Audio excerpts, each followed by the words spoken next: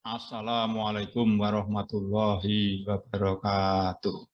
Alhamdulillah, jumpa lagi dengan channel YouTube Muhammad Nafik HR.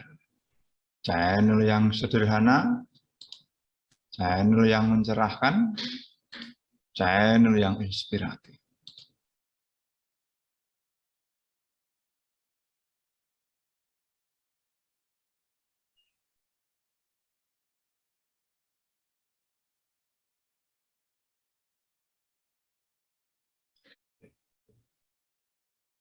Biar semangat, jangan lupa subscribe-nya. Video ini merupakan seri 1 belajar ekonomi Islam. Ya. Pada saat awal belajar atau memahami ekonomi Islam, ya, selalu muncul pertanyaan yang fundamental, yaitu mengapa disebut ekonomi Islam. Ini pertanyaan yang selalu ditanyakan bagi kita yang belajar atau ingin memahami ekonomi Islam pada awal-awalnya. Mari kita jawab pertanyaan tersebut. Untuk menjawab pertanyaan tersebut, kita harus memulainya adalah dengan pengertian ilmu ekonomi. Ya. Ilmu ekonomi itu adalah sebenarnya merupakan ilmu tentang perilaku, yaitu perilaku manusia dalam memenuhi kebutuhan hidupnya. Ini bisa kita lihat dari pengertian ilmu ekonomi secara umum, yaitu adalah ilmu yang berkaitan dengan segala perilaku dan kegiatan manusia dalam rangka memenuhi kebutuhan hidupnya. Ya. Ini kebutuhan hidupnya tersebut baik yang bersifat lahir dan batin. Ya. Tetapi pada umumnya kalau kita berbicara, ilmu ekonomi lebih banyak mengedepankan kebutuhan yang bersifat lahiriah. Nah, karena ilmu ekonomi merupakan bagian dari ilmu tentang perilaku, maka kita tidak lepas membicarakan bagaimana karakter manusia itu terbentuk. Dan ada 5 unsur yang mempengaruhi terbentuknya karakter manusia. Yang pertama adalah keyakinan akan nilai-nilai, yang kedua adalah pola pikir, yang ketiga merupakan perilaku, dan yang keempat adalah kebiasaan atau budaya. Dan yang kelima adalah peradaban atau sistem kehidupan. Dari 5 unsur tersebut adalah merupakan faktor atau variabel yang saling kait-mengait, tidak berdiri sendiri dalam membentuk karakter manusia. Bagaimana proses karakter manusia terbentuk yang ditentukan oleh 5 unsur tersebut. Yang pertama adalah keyakinan yang diyakini oleh seseorang, oleh individu, oleh keluarga, oleh masyarakat, bahkan sebuah negara, itu akan mempengaruhi pola pikirnya. Jadi pola pikir seseorang, pola pikir keluarga, pola pikir masyarakat atau negara sangat ditentukan dari keyakinan nilai-nilai di dalam individu tersebut atau dalam keluarga, masyarakat, atau negara tersebut. Nah, pola pikir itu tentunya akan sangat mempengaruhi perilakunya. Jadi perilaku seseorang itu sangat dipengaruhi nilai-nilai yang diyakini, dan itu akan mempengaruhi pola pikirnya, dan kemudian akan mempengaruhi perilakunya. Perilaku yang dilakukan secara terus-menerus dan berulang-ulang akan membentuk kebiasaan. Atau kalau dalam kehidupan namanya membentuk budaya. Makanya tadi sebuah nilai yang diyakini akan mempengaruhi bagaimana kebiasaan seseorang, budaya seseorang, atau budaya masyarakat, budaya keluarga, atau budaya sebuah bangsa. Dan inilah yang akhirnya akan menjadi jati diri dari seseorang tersebut, bahkan akan menjadi jati diri dari sebuah bangsa tersebut. Nah, kebiasaan yang dilakukan oleh satu orang, dua orang, satu keluarga, dua keluarga, tiga keluarga, atau nanti menjadi RT, RW, desa, ya, kecamatan, dan akhirnya sampai menjadi sebuah negara, sebuah bangsa, maka akan membentuk sistem kehidupan. Disitulah ya, makanya keyakinan itu memegang peranan penting dalam membentuk karakter manusia. Ya. Nah, sekarang ya pertanyaan selanjutnya adalah bagaimana terbentuknya sistem ekonomi dan bagaimana sampai disebut yang namanya ekonomi Islam. Nah, nilai ya yang diyakini berasal dari nilai-nilai Islam, ya, khususnya berkaitan dengan ajaran Islam berekonomi, maka nilai tersebut akan membentuk pola pikir ekonomi Islam. Contoh sederhana saja begini.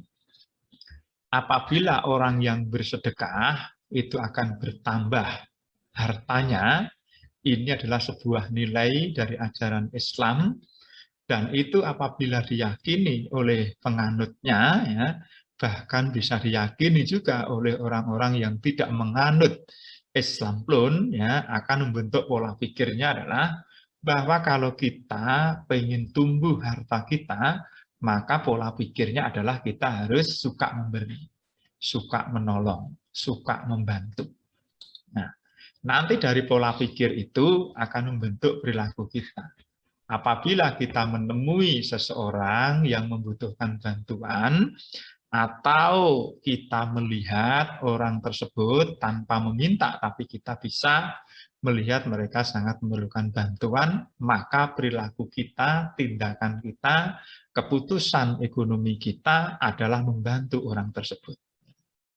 Nah, kalau nanti perilaku kebiasaan kita, ya, tadi menjadi terus menerus, ya, terus kita budayakan, ya, akhirnya itu akan menjadi kebiasaan kita di dalam berekonomi, yaitu tadi sesuai dengan nilai-nilai ekonomi Islam. Nah, apabila tadi kebiasaan tersebut dilakukan oleh satu orang, dua orang, tiga orang, bahkan dalam suatu kaum, suatu bangsa, maka akan membentuk sistem ekonomi. Dalam hal ini adalah sistem ekonomi Islam, atau karakternya dalam diri seseorang tersebut adalah mereka berkarakter ekonomi, perilaku ekonominya sesuai dengan nilai-nilai Islam. Makanya baru dari lingkaran pembentuknya karakter ekonomi ini, kita sebenarnya bisa mengambil kesimpulan. Yang membedakan antara ekonomi satu dengan ekonomi lainnya, atau yang membedakan sistem ekonomi itu adalah sumber nilainya. Kalau nilai-nilainya dari Islam, maka disebut ekonomi Islam. Apabila nilai-nilainya dari nilai-nilai kapitalis, maka disebut ekonomi kapitalis. Apabila nilai-nilainya berasal dari ekonomi sosialis, nilai-nilai sosialis, maka disebut ekonomi sosialis, dan seterusnya. Maka jelas bahwa yang membedakan sistem ekonomi itu adalah sumber nilainya. Karena sumber nilainya berbeda, pola pikirnya berbeda, perilakunya juga berbeda, budaya dan kebiasaannya berbeda, sistem ekonominya juga berbeda. Nah, disinilah ya kita mulai mengerti mengapa disebut ekonomi Islam. Nah, dan kita ya berperilaku ekonomi Islam, kalau kita sebagai seorang Muslim, adalah itu merupakan bagian dari kita beribadah kepada Allah. Jadi aktivitas ekonomi apapun di dalam Islam itu adalah sebagai pengamalan ya dari Ayat Al-Quran, surat Az-Zariyat, ayat 56. Bismillahirrahmanirrahim. Wa ma khalaqtul jinna wal insa illa liya'budun. Dan aku tidak menciptakan jin dan manusia melainkan supaya mereka mengabdi atau menyembahku. Jadi apapun yang kita lakukan di dalam berekonomi, ayo kita niati dalam rangka beribadah kepada Allah. Makanya apa? Kita harus membentuk diri kita, lingkungan kita, juga anak-anak kita untuk berkarakter ekonomi Islam. Karena ada sebuah hadis, ya, setiap anak yang lahir dilahirkan di atas fitrah hingga ia fasih berbicara. Kedua orang tuanya lah yang menjadikan Yahudi, Nasrani, Majusi, dan lain-lain. Jadi kita ini berkarakter ekonomi Islam atau tidak berkarakter ekonomi Islam itu adalah tergantung nilai yang ditanamkan oleh lingkungan keluarga kita, oleh lembaga pendidikan kita, mungkin juga ya kan oleh pergaulan kita. Termasuk bagaimana kita ya mendapatkan pengajian-pengajian atau ilmu-ilmu keislaman ya khususnya dalam hal ini adalah tentang ekonomi.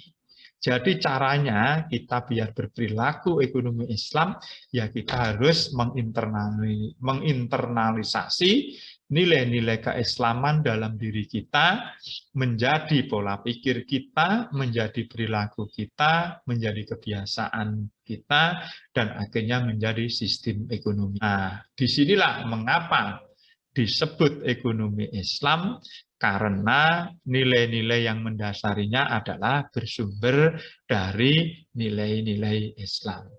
Demikianlah yang bisa saya sampaikan, ya. Semoga ini mencerahkan kita dan menginspirasi kita untuk semakin kita mengenal dan belajar memahami dan mengimplementasikan ekonomi Islam. Insya Allah kita akan ketemu lagi pada seri belajar ekonomi Islam. Yang kedua yaitu kita akan berdiskusi tentang rancang bangun ekonomi Islam.